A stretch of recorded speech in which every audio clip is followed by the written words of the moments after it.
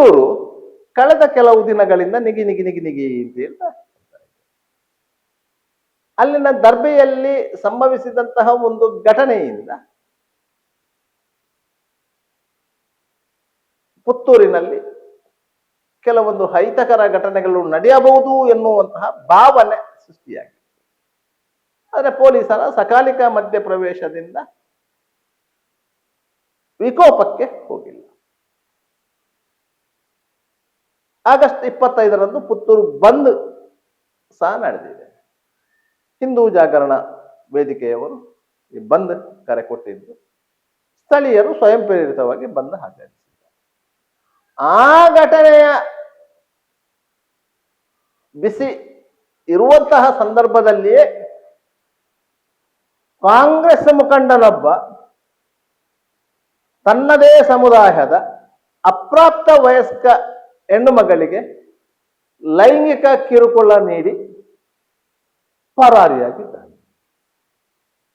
ಇದು ಪುತ್ತೂರಲ್ಲಿ ದೊಡ್ಡ ಮಟ್ಟದಲ್ಲಿ ಚರ್ಚೆಯಾಗುತ್ತಿರುವಂತಹ ವಿಷಯ. ಪುತ್ತೂರು ಸಮೀಪದ ಪಡೀಲ್ನ ಅದ್ದು ಎಂಬವರು ಮಧ್ಯವಯಸ್ಕರು, ಸುಮಾರು 50-55 ವರ್ಷ ಪ್ರಾಯ ಅವರಿಗೆ. ಕಾಂಗ್ರೆಸ್ಸಿನ ಪ್ರಮುಖರು. ಸಾಮಾಜಿಕ ಜಾಲತಾಣದಲ್ಲಿ ಕೆಲವೊಂದು ವಿಚಾರಗಳ ಬಗ್ಗೆ ಬರೆಯುತ್ತಾ ಇದ್ದವರು.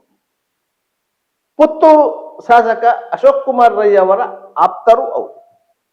ಕೆಲವು ಸಮಯಗಳ ಹಿಂದೆ ಅಶೋಕ್ ಕುಮಾರ್ ರೈ ಅವರ ವಿರುದ್ಧವೇ ಫೇಸ್ಬುಕ್ನಲ್ಲಿ ಬರೀತಿದ್ದಂಥವರು ಅದು. ಅಶೋಕ್ ಕುಮಾರ್ ರೈ ಅವರ ಚುನಾವಣೆಯ ಸಂದರ್ಭದಲ್ಲಿ, ಅಂದರೆ 3 ವರ್ಷಗಳ ಹಿಂದೆ, ಅವರೊಟ್ಟಿಗೆ ಹೆಗಲಿಗೆ ಹೆಗಲು ಕೊಟ್ಟು ಕೆಲಸ ಮಾಡಿದವರು ಅಂತ ಹೇಳಿಕೊಳ್ಳುತ್ತಾರೆ. ಆದರೂ ಪುತ್ತೂರಿನ ಜನರಿಗೆ ಅದು ಒಬ್ರು ಸಾಮಾಜಿಕ ಕಾರ್ಯಕರ್ತರು,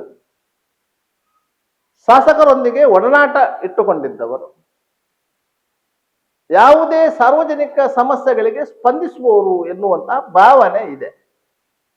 ಆದ್ದರಿಂದಾಗಿ ಅದ್ದು ಅವರ ಅಭಿಪ್ರಾಯಗಳನ್ನ ಕಡೆಗಣಿಸಲಿಕ್ಕೆ ಸಾಧ್ಯ ಇಲ್ಲ. ಅಂತಹ ಅದ್ದು ಪಡೀಲ್ ಅವರು ಇದೀಗ ಭಾರೀ ದೊಡ್ಡ ಸಂಕಷ್ಟಕ್ಕೆ ಸಿಲುಕಿದ್ದಾರೆ. ಆ ಸಂಕಷ್ಟ ಏನು ಅಂತ ಹೇಳಿದರೆ, ತನ್ನ ಮಗಳ ಪ್ರಾಯದ ಹೆಣ್ಮಗಳೊಂದಿಗೆ ಅವರು ಅನುಚಿತವಾಗಿ ವರ್ತಿಸಿದರು. ಈ ತುಳಿರಲ್ಲೊಂದು ಮಾತಿದೆ, ಪರಬಗ ಪೋಪಿಕಾಲ ಅಂತ ಹೇಳಿ. ಆ ರೀತಿ ಆಗಿದೆ ಅದ್ದು ಪಡೀಲ್ ಅವರ ಪರಿಸ್ಥಿತಿ.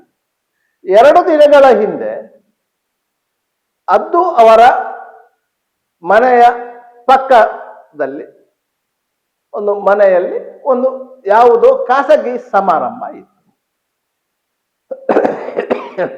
ಆ ಸಮಾರಂಭಕ್ಕೆ ಅದ್ದು ಪಡೀಲ್ ಅವರು ಹೋಗಿದ್ದರು. ಅದೇ ಸಮಾರಂಭಕ್ಕೆ ಅದ್ದು ಪಡೀಲ್ ಅವರ ಮಗಳ ಸಹಪಾಠಿ ಹೆಣ್ಮಗಳೊಬ್ಳು ಆ ಸಮಾರಂಭಕ್ಕೆ ಬಂದಿದ್ದರು. ರಾತ್ರಿ ವೇಳೆ ಸಮಾರಂಭ ಮುಗಿದು ಮನೆಗೆ ಹೊರಡುವಂತ ಸಂದರ್ಭದಲ್ಲಿ ಅದ್ದು ಪಡೀಲ್ ಅವರು ಆ ಹೆಣ್ಣು ಮಗಳನ್ನ ಮನೆಗೆ ಬಿಡ್ತೇನಂತ ಹೇಳಿ ತನ್ನ ಬೈಕಿನಲ್ಲಿ ಕುಳ್ಳಿರಿಸಿಕೊಂಡು ಬಂದಿದ್ದಾರೆ. ಯಾಕಂದ್ರೆ ಅದ್ದು ಪಡೀಲ್ ಅವರ ಮನೆಯ ಅನತಿ ದೂರದಲ್ಲಿ ಆ ಹೆಣ್ಮಗಳ ಮನೆಯು ಇರುವಂಥದ್ದು. ಆ ಸಂದರ್ಭದಲ್ಲಿ ಅದ್ದು ಪಡೀಲ್ ಅವರು ಆ ಹೆಣ್ಣು ಮಗಳ ದೇಹದ ಯಾವ ಭಾಗಗಳನ್ನು ಮುಟ್ಟಬಾರದಿತ್ತೋ ಅಂತಹ ಭಾಗಗಳನ್ನು ಮುಟ್ಟಿದ್ದಾರೆ. ಸಹಜವಾಗಿಯೇ ಮುಜುಗರಕ್ಕೊಳಗಾದ ಬಾಲಕಿ ಏನು ಮಾಡುವುದೆಂದು ತೋಚದೆ ಸುಮ್ಮನೆ ಬೈಕಿನಲ್ಲಿ ಕೂತುಕೊಟ್ಟಿದ್ದಾಳೆ. ಆಕೆಯ ಮನಸ್ಸಿಗೆ ಆಘಾತ ಆಗಿದೆ, ಆದರೆ ಹೇಳಿಕೊಳ್ಳಲಿಕ್ಕೆ ಸಾಧ್ಯ ಆಗಲಿಲ್ಲ. ಕೊನೆಗೆ ಅದ್ದು ಪಡೀಲ್ ಅವರು ಆ ಬಾಲಕಿಯನ್ನು ಮನೆಯ ಸಮೀಪ ಬಿಟ್ಟು ಹೋಗಿದ್ದಾರೆ. ಸಂಬಂಧಿಕರ ಮನೆಯಿಂದ ಸಮಾರಂಭ ಮುಗಿಸಿಕೊಂಡು ಅದ್ದು ಪಡೀಲ್ ಅವರ ಬೈಕಿನಲ್ಲಿ ಬರುವಂತ ಸಂದರ್ಭದಲ್ಲಿ ಏನೇನು ಘಟನೆಗಳು ಆಯಿತು ಎನ್ನುವುದನ್ನು ಆ ಬಾಲಕಿ ತನ್ನ ತಾಯಿಯೊಂದಿಗೆ ವಿವರಿಸಿದ್ದಾರೆ. ತಾಯಿಗೂ ಅಚ್ಚರಿಯಾಗಿದೆ. ಅದ್ದು ಪಡೀಲ್ ಅಂತಹ ಸಾಮಾಜಿಕ ಕಳಕಳಿಯುಳ್ಳಂತಹ, ಸಾಮಾಜಿಕ ಚಿಂತನೆಗಳುಳ್ಳಂತಹ, ರಾಜಕೀಯವಾಗಿ ಗುರುತಿಸಿಕೊಂಡಿದ್ದಂತಹ ಸಮಾಜ ಸೇವಕ ಎಂಬ ನೆಲೆಯಲ್ಲಿ ಗುರುತಿಸಿಕೊಂಡಂತಹ ವ್ಯಕ್ತಿ ಇಂತಹ ಹೀನ ಕೃತ್ಯವನ್ನು ಮಾಡಬಹುದಾ ಎನ್ನುವುದು ಆ ತಾಯಿಯ ಸಂಶಯ ಇದೆ.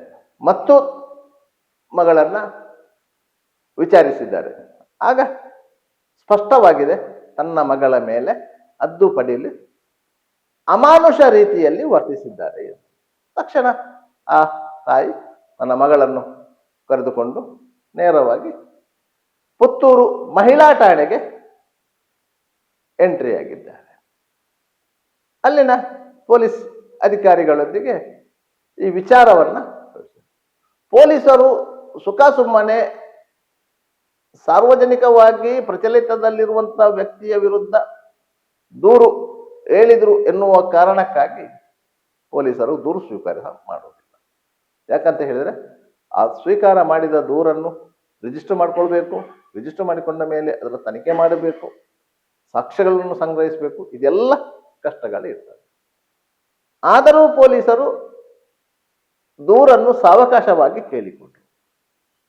ಆ ಮಗುವಿಗೆ ಪ್ರಶ್ನೆಗಳ ಮೇಲೆ ಪ್ರಶ್ನೆಗಳನ್ನು ಹಾಕಿದರು. ಪ್ರತಿ ಬಾರಿಯೂ ಆ ಮಗು ಸಮರ್ಪಕ ರೀತಿಯಲ್ಲೇ ಉತ್ತರ ಹೇಳಿದಾಗ ಈ ಪ್ರಕರಣದಲ್ಲಿ ಸತ್ಯಾಂಶ ಇದೆ ಅಂತ ಗೊತ್ತಾಯಿತು.